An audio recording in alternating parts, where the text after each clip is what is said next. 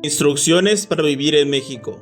¡Arriba la democracia! Segunda parte. El que está en el poder puede. La democracia, que como su nombre lo indica es el gobierno del pueblo, se presenta en la actualidad bajo dos formas fundamentales: la parlamentaria, llamada también capitalista, y la socialista. La primera es un régimen que considera que la propiedad privada y la libertad de empresa son derechos fundamentales e inalienables de todos los ciudadanos. Considera también que hablando se entiende la gente y que el equilibrio de fuerzas políticas es un fenómeno saludable. En un régimen de esta naturaleza existen por necesidad varios partidos con diferentes programas, pero todos de acuerdo en que el voto de los ciudadanos es un factor decisivo en el gobierno, y de que la opinión pública y la oposición forman, de hecho, parte del gobierno, limitándolo. Pero la premisa esencial de esta clase de democracia está en considerar que el orden establecido es el correcto y que no es necesario llevar a cabo una revolución. La democracia socialista, en cambio, es un régimen que ya llevó a cabo esta revolución, que abolió total o parcialmente la propiedad privada y el país está gobernado por un solo partido, que es el del pueblo. El partido, expresando la voluntad del pueblo, determina los rumbos que debe seguir el país.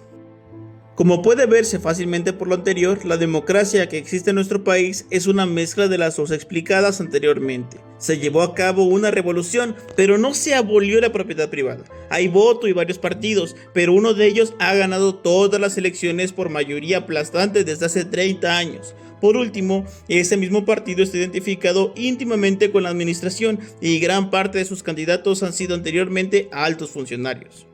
Todo esto podría indicar que lo que existe en México es una estructura gubernamental socialista dentro de un régimen económico capitalista. Nada más equivocado. Ningún capitalista invierte un peso en un país revolucionario, por la sencilla razón de que está en peligro de no volver a verlo.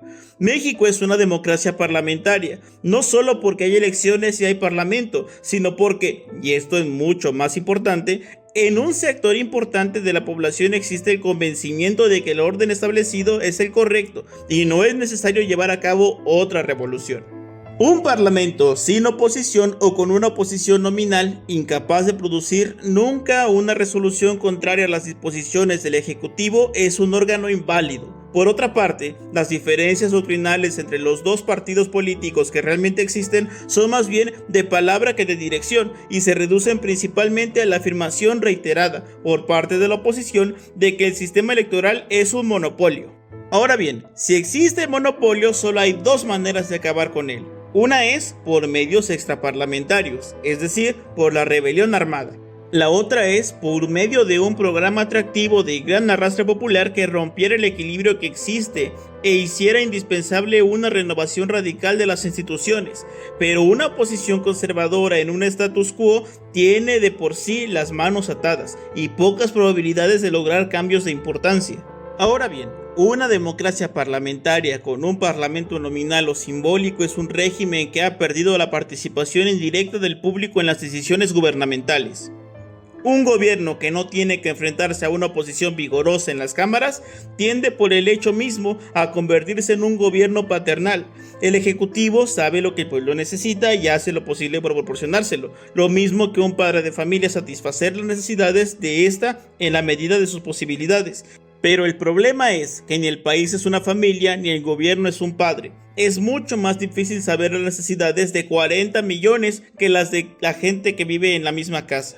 Entonces, existe la posibilidad de que un gobierno se equivoque sistemáticamente en la apreciación de las necesidades de su pueblo, y en este caso no puede producirse más que una enajenación que conduzca a la catástrofe. Pero afortunadamente no estamos en ese caso. Hay que aceptar que el partido más poderoso ha producido gobiernos que han logrado resolver de una manera más o menos adecuada los problemas del país y que en la actualidad una parte importante de la población vive en condiciones que resultan prósperas si se les comparan con las del pasado. Pero a mi modo de ver, la situación no deja de ser insatisfactoria. Una sociedad en donde todas las iniciativas vienen de arriba es, políticamente hablando, una sociedad infantil y por consiguiente altamente jerárquica. El que está en el poder puede, y el que no lo está o no tiene amigos en el poder no cuenta.